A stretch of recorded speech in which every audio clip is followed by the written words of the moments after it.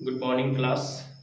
Physics का आज एक बहुत ही इम्पोर्टेंट चैप्टर हम लोग पढ़ने वाले हैं, प्रकाश। प्रकाश, परावर्तन तथा अपवर्तन।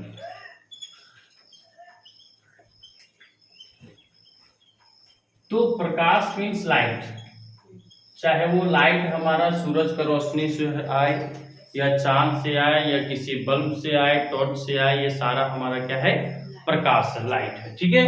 अब इनमें लाइट में हम लोग देखेंगे परावर्तन क्या होता है और अपवर्तन क्या होता है। तो पहले हम लोग परावर्तन के बारे में जानेंगे कि आखिर ये परावर्तन क्या है।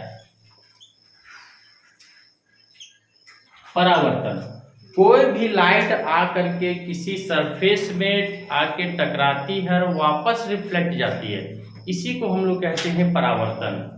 ठीक है। तो सतह हमारा हो सकता है दो तरह का। कितने तरह का? दो तरह का सतह हो सकता है। एक सतह हमारा चिकनी सतह हो सकती है, दूसरा हमारा जो है सो भुखरी सतह हो सकती है। तो जब चिकनी सतह से कोई लाइट आ करके रिफ्लेक्ट हो तो वैसे परावर्तन को हम लोग वास्तविक परावर्तन कहेंगे। लेकिन अगर कोई भी लाइट रुखड़ी सतह से आकर टकराती है तो ये जो है सो क्या है, कभी भी उसकी किरण जो है सो समांतर आएगी तो जरूर, लेकिन जरूरी नहीं कि वो जो है सो रिफ्लेक्ट होकर के जो है सो समांतर ही जाए। इसलिए इसको बोलेंगे हम लोग विसरित परावर्तन। क्या कहेंगे? विसरित परावर्तन। ठीक है। तो हम लोग अभी मेनली पढ़ेंगे वास्तविक परावर्तन के बारे में, जिसमें तीन सतह हम लोगों के पास रहेगा। एक रहेगा समतल दर्पण, और फिर पढ़ेंगे हम लोग गोलीय दर्पण के बारे में।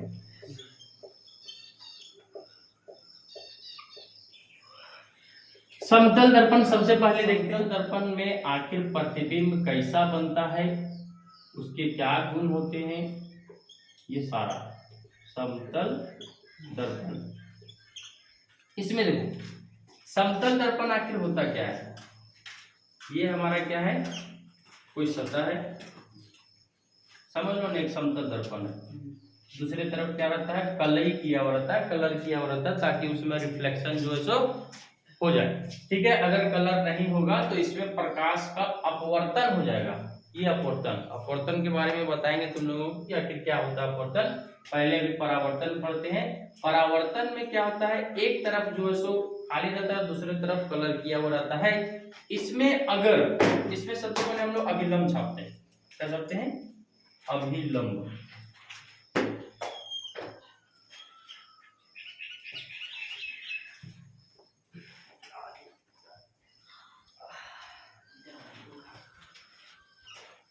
ये है अभिलंब, जहां पर 90 डिग्री का एंगल बनेगा, ये साइड भी और ये साइड भी। अगर कोई किरण जो है सो आता है आपतन बिंदु पर, इस बिंदु का नाम है आपतन बिंदु। क्या नाम है? आपतन बिंदु। और उधर से आने वाली किरण को क्या कहते हैं? आपतित किरण। क्या कहते हैं? आपतित किरण। अच्छा, आपतन बिंदु पर टकराया और टकरा करके फिर से जो किरण वापस लौट जाती है उसे कहते हैं हम लोग परावर्तित किरण। क्या कहते हैं? परावर्तित किरण। ठीक है। तो यहां पर हम लोगों का एक साइड दो एंगल बन रहा है, दूसरे साइड दो एंगल बन रहा है। ठीक है। एक जो है सो तल से जुड़ा हुआ है और एक कोण जो है सो अभिलंब से जुड़ा हुआ है। क्या है? एक अभिलंब से जुड़ा हुआ है, एक तल से जुड़ा हुआ है। इधर राइट साइड भी एक तल से जुड़ा हुआ है, एक अभिलंब से जुड़ा हुआ है। तो यहाँ पर हम लोगों को जानना है कि आखिर किस कोण को क्या कहते हैं और कौन सा कोण बराबर होता है और कौन सा नहीं होता है। ठीक है। तो ये वाला जो कोण है, जो अभिलंब से जुड़ा हुआ कोण है और आपतित किरण और अभिलंब के बीच का जो कोण है, इसको कहते हैं आपतन कोण, लाइट ऑफ, है ना। इसको डिनोट करते हैं आई से और इसको डिनोट करते हैं आर से, ठीक है। तो यहाँ आप लोगों का है आपतन कोण, क्या है आपतन कोण, और इधर हो गया आपका परावर्तन कोण। तो यहाँ पर जो है सो परावर्तन का दो नियम आप लोगों को पूछेगा कि परावर्तन के कितने नियम होते हैं और कितने नियम होते हैं और वो कौन कौन सा नियम है उसको आप लोगों को पूछा जाएगा। तो यहाँ दो नियम क्या क्या बताना, देखो ये है हमारा क्या एक तल, क्या है, तो आपतित किरण, परावर्तित किरण और आपतन बिंदु पर खींचा गया अभिलंब, ये क्या है अभिलंब। क्या क्या बताए, आपतित किरण, परावर्तित किरण और आपतन बिंदु पर अभिलंब, ये तीनों जो है सो क्या है एक ही तल में होता है। ये परावर्तन का पहला नियम। पहला नियम क्या बताए, आपतित किरण, परावर्तित किरण और आपतन बिंदु पर खींचा गया अभिलंब, तीनों एक ही तल में होते हैं। ये परावर्तन का पहला नियम। दूसरा नियम क्या है, क्या है, आपतन कोण और परावर्तन कोण सदैव क्या होता है बराबर। ये परावर्तन का दूसरा नियम। आपतन कोण परावर्तन कोण का क्या होता है बराबर। अगर क्वेश्चन पूछ दिया जाए कि आपतन कोण किसे कहते हैं तो क्या बताओगे, आपतन कोण किसे कहते हैं? आपतन कोण, हाँ आपतन कोण किसे कहते हैं?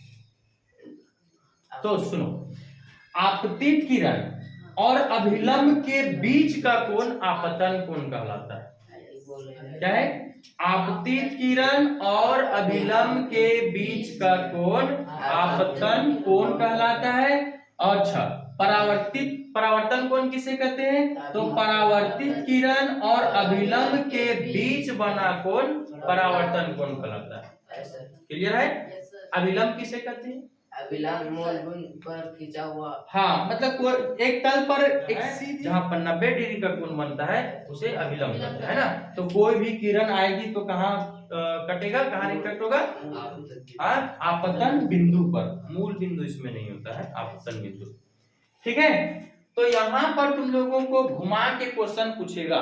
किस तरह से, ऐसा नहीं पूछेगा कि अगर आपतन कोण जो है 50 डिग्री है तो परावर्तन कोण कितना डिग्री का होगा, उतनी होगा, क्योंकि ये दोनों क्या होता है बराबर। एंगल आई बराबर एंगल आर, तो आई जितना रहेगा उतना ही हमारा एंगल आर रहेगा। ठीक है, अगर ये 50 है तो ये परावर्तन कोण 50, आपतन अगर 40 है तो परावर्तन 40। लेकिन क्वेश्चन यहाँ तुम लोगों को घुमा के इस तरह से पूछेगा कि यदि किसी तल में आने वाली परावर्तित किरण तल से 40 डिग्री का कोण आता है तल से, हाँ, तो परावर्तन कोण का मान कितना होगा? वो भी बराबर आता है, बराबर होता है, लेकिन इसके बराबर में परावर्तन थोड़ी होता है। तो 20 होगा। कितना होगा ये होगा 50 डिग्री। कितना डिग्री? 50। कैसे जानेंगे? अभी हम लोग पढ़े कि ये जो है 90 डिग्री का कोण बनाता है। हाँ। कितना डिग्री का? 90। अगर ये 40 है तो ये कितना बचा? 50 बचा। अगर ये 50 है तो ये कितना होगा? 50 होगा। तो पहले हम लोगों को आपतन कोण निकालना पड़ेगा कि वो कितना डिग्री का है। आपतन निकल जाएगा तो फिर परावर्तन हम लोग आसानी से निकाल सकते हैं। तल वाला भी निकल जाएगा। तल वाला क्वेश्चन नहीं पूछेगा कि इधर तल वाला कितना होगा, भला क्वेश्चन में दे देगा कि तल से जुड़ा हुआ जो 40 डिग्री का है तो परावर्तन का कोण। तुम लोगों को ना स्टूडेंट की तरह जो सो कोण नहीं निकालना है, तुम लोगों को सोचना उसके अकॉर्डिंग जो क्वेश्चन बनाया है। अगर तुम लोग को भी क्वेश्चन बनाने के लिए कह दिया जाए कि इससे रिलेटेड क्वेश्चन बनाओ तो तुम लोग भी ऐसा क्वेश्चन कॉम्प्लिकेटेड बनाओगे कि दूसरा जो है सो कंफ्यूज हो जाए, है कि नहीं? तो तुम लोग भी ऐसा ही करेगा कि तल से जुड़ा हुआ जो सो अगर 30 डिग्री का है तो परावर्तन कोण कितना का होगा? 60 का होगा, क्योंकि ये 30 तो ये 60 और ये 60 तो ये भी 60, समझ गया। हाँ, ये अगर ये 30 है तो ये भी 30 होगा, लेकिन ये तो परावर्तन कोण नहीं है, परावर्तन हमारा अभिलंब से जुड़ा होता है कि नहीं। चलो तो ये क्लियर है। परावर्तन का कितना नियम, 2 नियम, कौन कौन, आपतित किरण, परावर्तित किरण और अभिलंब, तीनों जो से एक तल में होता है, पहला नियम। दूसरा नियम आपतन कोण और परावर्तन कोण, ये सदैव क्या होता है, बराबर होता है। क्लियर।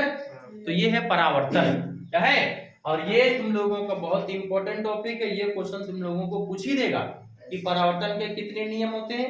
एक पहला क्वेश्चन, दूसरा क्वेश्चन ये कोण का वैल्यू, ठीक है। 2 क्वेश्चन किसी न किसी रूप में तुम लोग को पूछना ही है इस चैप्टर से, परावर्तन से पूछेगा तब। हाँ चलो, उसके बाद हम लोग थे कहाँ, समतल दर्पण में।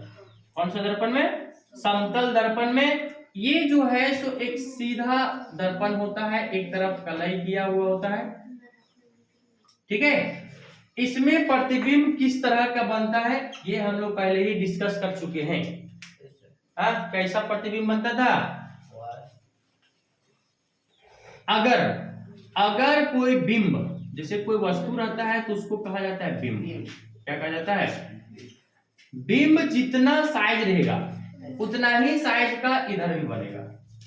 हाँ, तो हम लोग कह सकते हैं समतल दर्पण में बना प्रतिबिंब क्या होता है, समान साइज का। कैसा होता है, समान साइज का। अगर ये 2 मीटर लंबा है तो इसका प्रतिबिंब भी क्या होगा, 2 मीटर लंबा होगा,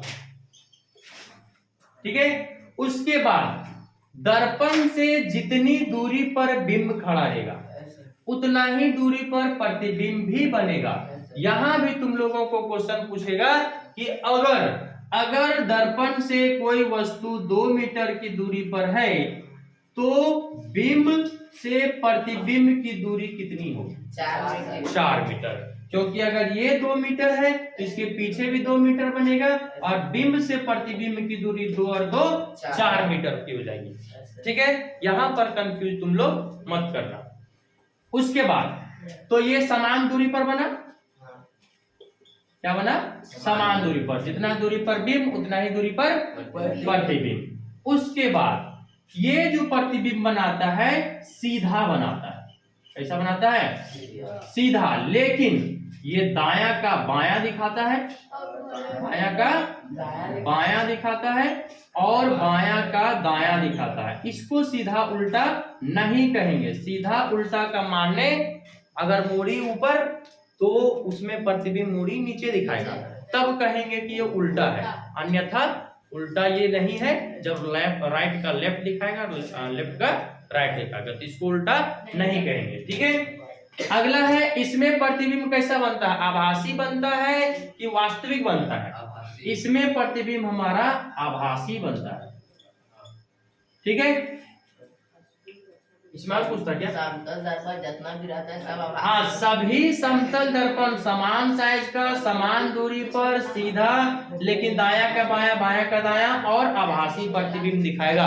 अगर किसी भी दर्पण में ऐसा प्रतिबिंब बन रहा है तो वो 100% क्या है, समतल दर्पण है।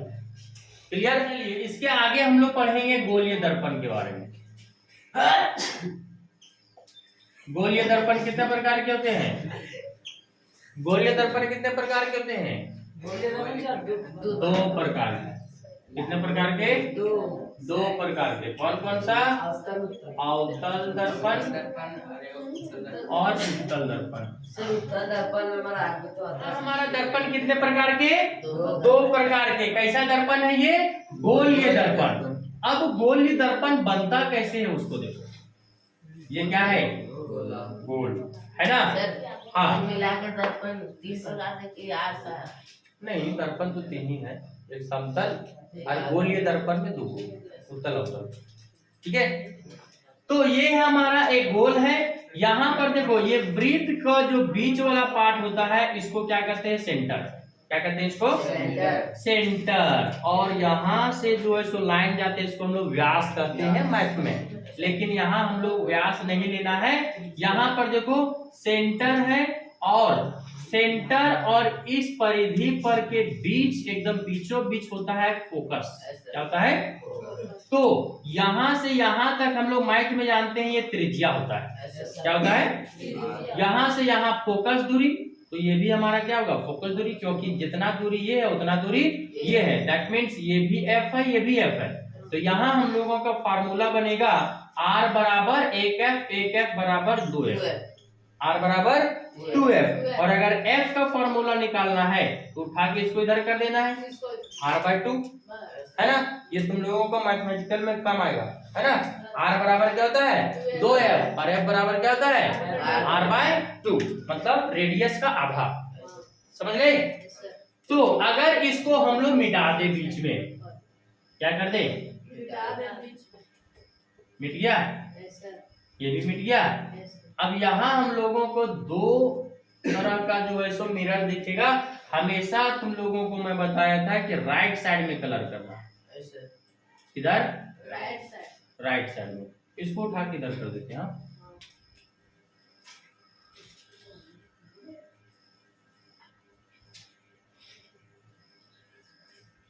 ये कलर हो गया, इसको हटा देते हैं, इसको भी थोड़ा इधर बना देते हैं।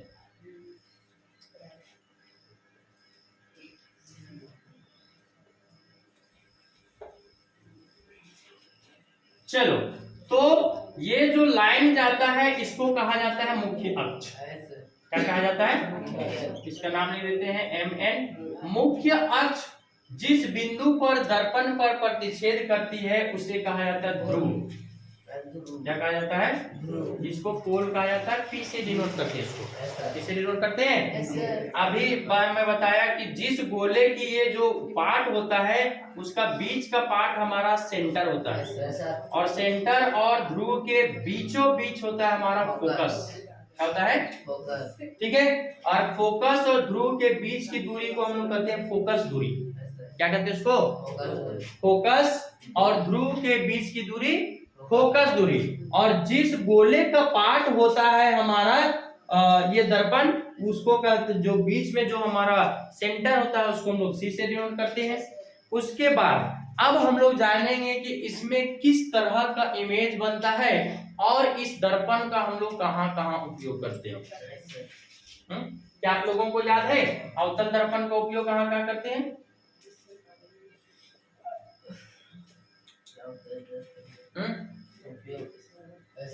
चलो, तो पहले देखते हैं कि इसका इमेज कैसा बनता है। अवतल दर्पण का इमेज जो है कैसा कैसा बनता है? इमेज छोटा भी बन सकता है और बड़ा भी बन सकता है। डिपेंड करता है कोई भी बिंब दर्पण से कितनी दूरी पर है। अभी इन लोगों को हम बताएंगे कि कौन जो है सो कहाँ रखेंगे और कितना बड़ा बनेगा, छोटा बनेगा, ये सब सारा। ठीक है, तो इमेज कब बड़ा बनेगा कब छोटा बनेगा ये मैं बताऊंगा अभी। अच्छा, इसमें इमेज वास्तविक और आभासी दोनों बनता है। वास्तविक और आभासी दोनों बनता है। डिपेंड करता है वस्तु कहाँ रखी है। ठीक है, उसके बाद इसका इमेज जो है सो सीधा भी बनता है और उल्टा भी बनता है। डिपेंड किस पर पड़ता है, कहाँ क्या बनेगा, है ना, इमेज को कहाँ रखा गया है। ठीक है, तो ये हमारा इमेज का क्वालिटी कि छोटा बनेगा कि बड़ा बनेगा, वास्तविक बनेगा कि आभासी बनेगा, सीधा बनेगा कि उल्टा बनेगा। अच्छा, इसका उपयोग देख लेते हैं कि कहाँ कहाँ करते हैं। उपयोग कहाँ कहाँ करते हैं जी? सौर भट्टी में, सोलर कुकर में, और किस दर्पण का सर? हाँ, अवतल दर्पण का। गाड़ी के साइड मिरर में उत्तल का यूज करते हैं। उत्तल दर्पण का यूज करते हैं हम लोग गाड़ी के साइड मिरर में। टॉर्च में सर? टॉर्च में अवतल का उपयोग। और स्ट्रीट लाइट का यूज करते थे ना इसमें। स्ट्रीट लाइट जो गलियों में लगाया जाता है लाइट, उसमें कौन सा दर्पण यूज होता है? हाँ, गाड़ी के हेडलाइट में कौन सा दर्पण यूज होता है? हेडलाइट में किसका यूज करते हैं? उत्तर का सर नहीं, उत्तर का देखो नहीं लिखा था तो लोग नहीं लिखा था तो उत्तर में नहीं था, उत्तर में हेडलाइट लिखा था क्या? लिखे का उपयोग कहाँ करते हैं? सौर भट्टी में, सोलर कुकर में, टॉर्च में, गाड़ी का हेडलाइट में, और कहीं? हाँ, हजामत बनाने में भी। जैसे हम लोग जाते हैं कहीं पर सैलून वैलून जाते हैं तो वहां पर जो मिरर लगा होता है जिसमें बहुत सारे इमेज हमारे चारों तरफ का दिखता है, वो होता है हमारा कौन सा दर्पण? अवतल दर्पण। लेकिन कहीं कहीं जो है सो ज्यादातर समतल का ही यूज कर देता है। कहाँ ढूंढने जाएगा बेचारे उन लोग उत्तल दर्पण अवतल दर्पण, है ना? तो इसीलिए उन लोग क्या यूज कर देता है? समतल दर्पण का ही उपयोग कर देता है। ठीक, तो अगर पूछा जाए अवतल दर्पण किसे कहते हैं तो आप लोग क्या बताओगे? अवतल दर्पण किसे कहते हैं?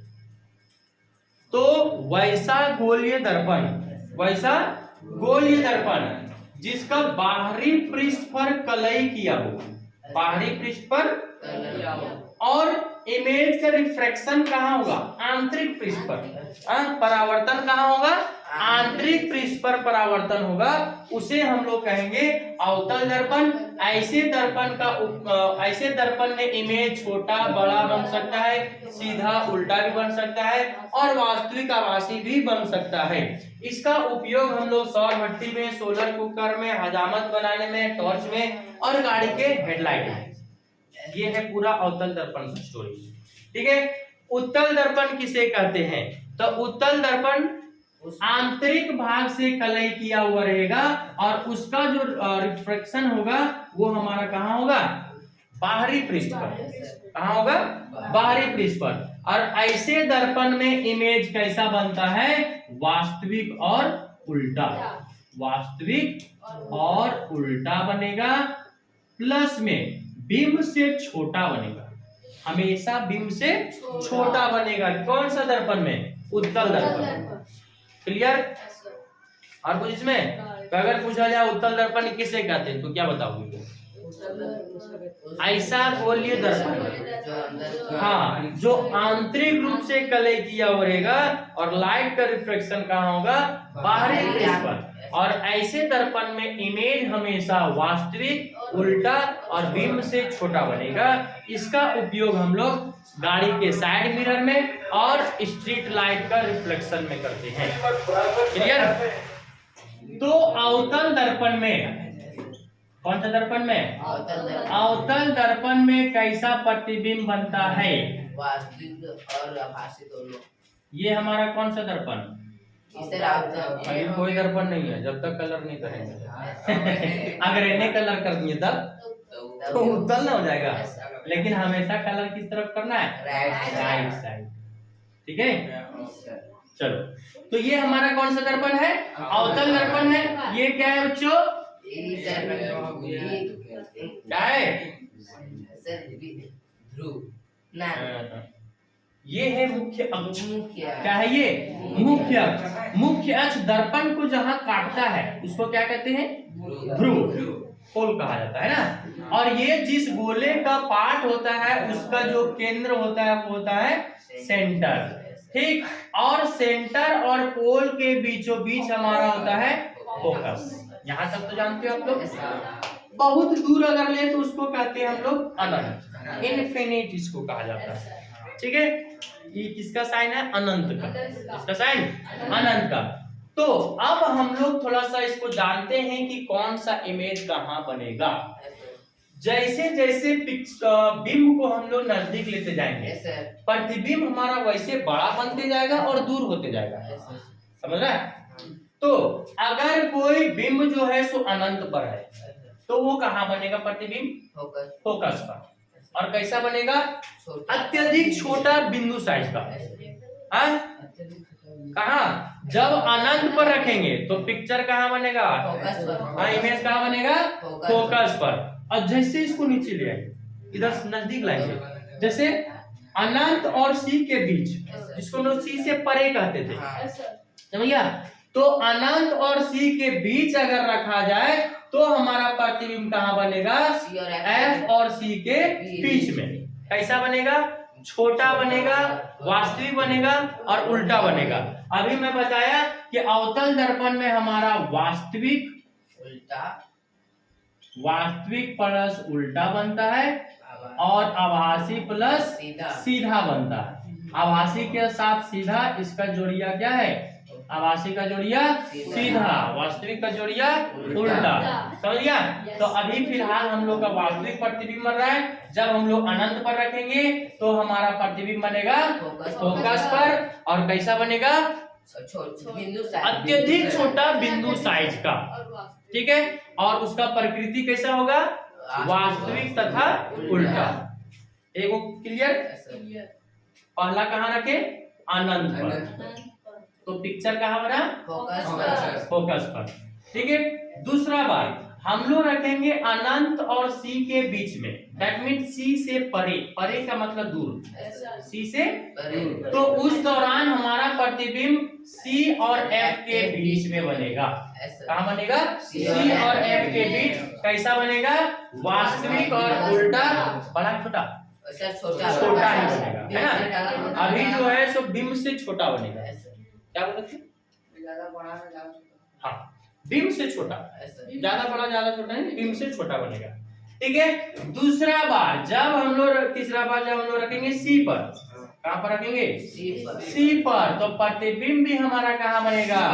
सी पर। कैसा बनेगा? बराबर। जितना बड़ा बिंब उतना बड़ा प्रतिबिंब। समझ गया? जब अनंत पर रखे तो कहाँ बना? एफ पर। जब हम लोग सी से परे रखे तो कहाँ बना? सी और एफ के बीच। जब सी पर रखे तो कहाँ बना? कैसा बना? समान साइज का। और प्रकृति उसका वास्तविक तथा उल्टा। क्लियर? उसके बाद जब हम लोग सी तथा एफ के बीच में रखेंगे तो हमारा प्रतिबिंब कहाँ बनेगा? सी से परे, मतलब अनंत और सी के बीच में। चौथा बार हम लोग कहाँ रखेंगे? सी तथा एफ के बीच। तो हमारा प्रतिबिंब कहाँ बनेगा? सी से परे। परे माने दूर, है ना? अनंत और सी के बीच को हम लोग कहते हैं सी से परे। क्लियर? कैसा बनेगा बच्चों? जब हम लोग सी और एफ के बीच में रखेंगे तो प्रतिबिंब हमारा कैसा बनेगा? वास्तविक और उल्टा बनेगा। बिंब से बड़ा बनेगा। ठीक? और कैसा बनेगा? वास्तविक और उल्टा। अगली बार अगर हम लोग रखे एफ पर, कहाँ रखेंगे? एफ पर। तो हमारा प्रतिबिंब कहाँ जाएगा? अनंत पर। और इस समय इमेज हमारा नहीं बनेगा। तो इसको हम लोग बता भी सकते हैं कि अनंत पर बनेगा, लेकिन एक्चुअल में इसका प्रतिबिंब नहीं बनता है। समझिए ना? अनंत पर कहीं प्रतिबिंब प्राप्त होगा ही नहीं, तो वो प्रतिबिंब नहीं बन पाएगा। क्लियर? और अगर हम लोग एफ और पी के बीच में रखे, कहा? एफ और पी के बीच में, तो सिर्फ यही एक स्टेज होता है जब हमारा आभासी और सीधा दर्पण के पीछे बनता है, वो भी उससे बड़ा, बिंब से बड़ा प्रतिबिंब बनेगा। कब? जब हम लोग फोकस और ध्रुव के बीच में रखेंगे तब। तो हमारा दर्पण के पीछे बनेगा बड़ा सा। समझ गया? तो जब हम लोग एफ और पी के बीच में रखेंगे कहाँ बनेगा? दर्पण के पीछे। कैसा? बड़ा। और प्रकृति इसका आभासी और सीधा। सिर्फ इसी कंडीशन में हमारा जो है सो आभासी और सीधा बनता है। बाकी 5 कंडीशन में जो है सो क्या होता है?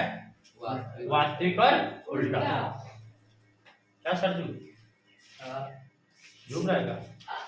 हाँ, फोकस करने आएंगे, जितना भी क्वेश्चन रहेगा उतना सब पीछे जाएगा। सब पीछे। एफ के जैसे ही उधर बढ़ते जाएंगे वैसे पीछे पीछे बढ़ते जाएंगे। इधर परे। हाँ, सी से परे। सी से परे। जब एफ पर रहेगा तो सी से अनंत पर, और सी और एफ के बीच में रहेगा तो कहाँ? तो अनंत पर। सी पर रहेगा तो सी पर। एफ से इधर जितना, हाँ, जितना उधर जाएगा इमेज, जितना बिंब उधर जाएगा उतना प्रतिबिंब इधर आएगा। ये है उत्तल दर्पण द्वारा बना प्रतिबिंब। कौन सा दर्पण? उत्तल दर्पण द्वारा बना प्रतिबिंब, इसमें हमेशा जो है सो आभासी तथा सीधा प्रतिबिंब बनता है और छोटा प्रतिबिंब बनता है। उत्तल दर्पण में कभी भी बिंब से बड़ा प्रतिबिंब नहीं बनता है, और यही कारण है कि इसका उपयोग हम लोग गाड़ी के साइड मिरर में करते हैं, क्योंकि इतना बड़ा बड़ा गाड़ी छोटा सा आईना में हट जाता है ना। तो इसलिए हम लोग करते हैं, क्योंकि इसका जो प्रतिबिंब बनता है कैसा बनता है, छोटा। ठीक है, तो अगर हम लोग उत्तल दर्पण में बना बिंब को अगर हम लोग अनंत पर रखेंगे, कहाँ रखेंगे, तो हमारा प्रतिबिंब दर्पण के पीछे फोकस पर बनेगा। कहाँ बनेगा, फोकस पर। कैसा बनेगा, आभासी, सीधा और एकदम बिंदु साइज का, छोटा, अत्यधिक छोटा।